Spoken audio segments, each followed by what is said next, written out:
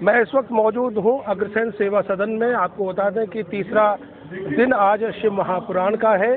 आज तीसरे दिन किस तरह की कथा आज हुई है, आचार्य मृदुलकांत शास्त्री जी के मुखारबिंद से सभी श्रोतागणों ने किस तरह की कथा सुनी है। मेरे साथ में अखिल मोहन मित्तल जी मौजूद हैं।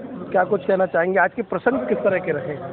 आज तृतीय दिवस पर महाराज जी द्वारा बहुत आनंद से कथा का वर्णन किया जा रहा है, जिसमें सर्वप्रथम उन्होंने बताया कि शिव जी को प्रसन्न करने का क्या क्या रूप शिव महापुराण में बताया गया है। जैसे चने की दाल चढ़ाने से खुश होते हैं, इत्र चढ़ाने से शांति मिलती है, चावल चढ़ाने से धन की वृद्धि होती है। इस तरह के प्रसंग सबसे पहले सुनाए। उसके बाद सती चरित्र का वर्णन किया जी। सती चरित्र में किस तरह हिमालय ने शिव जी को नहीं बुलाया और सती जी किस तरह हवन कुंड में कूद गई, वो सब पूरा चरित्र वर्णन किया। उसके बाद फिर पार्वती जन्म का प्रसंग सुनाया गया।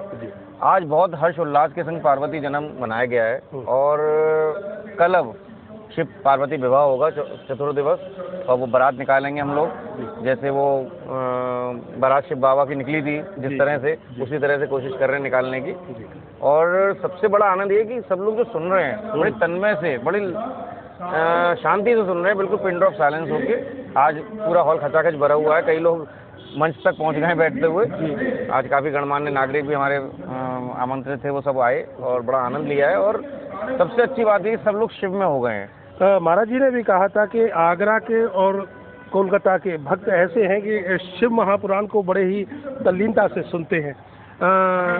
कथाओं से संदेश किस तरह का जाता है, किस तरह से लोग इसको ग्रहण कर सकते हैं, क्या सीख सकते हैं? देखिए, जैसा हमें सबको मालूम है, आगरा तो शिव की नगरी है। जी जी।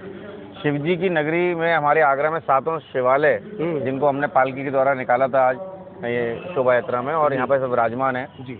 तो शिव जी का तो आगरा में शिव के द्वारा ही सब कुछ है। शिव की नगरी है आगरा। हमारे मनकामेश्वरनाथ, बल्केश्वरनाथ, कैलाश महादेव, राजेश्वर, पृथ्वीनाथ, बनखंडी, सावली, तो ये सब बाबा का प्रताप है, उन्हीं की कृपा है भोलेनाथ की, कि जो हम लोग इस तरह से सुन रहे हैं बड़ी शांति से, क्योंकि उन्हीं की कृपा से ही हम मन लगा सकते हैं कथा में जी। आप आनंदित महसूस कर रहे हैं? परिवार भी कहीं ना कहीं पूरा परिवार जुड़ा हुआ है, आपका रिश्तेदार भी जुड़े हुए हैं, तो आनंदित महसूस कर रहे हैं सर? बहुत आनंद आ रहा है। और मैंने तो देखिए 7 दिन बिल्कुल दुकान पे नहीं जा रहा हूँ, यहीं पर रुक रहा हूँ, और रात को 12-1 बजे जाता हूँ, सुबह 7 बजे आ जाता हूँ, क्योंकि ब्राह्मण लोग यहाँ रुके हुए हैं, उनकी व्यवस्था देखनी होती है।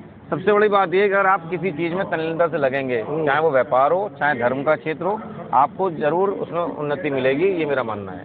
बिल्कुल उन्नति मिलेगी और मिलनी भी चाहिए। और अखिल मोहन मित्तल जी ने कहा है कि इनको 7 दिन भगवान शिव की सेवा करनी है।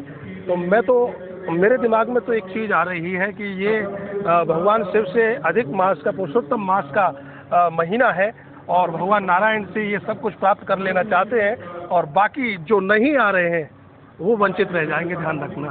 बिल्कुल रह जाएंगे और उन्हें आना चाहिए। 1 दिन आए, 2 दिन आए, जैसे देखिए समय की अभाव होता है सब पे।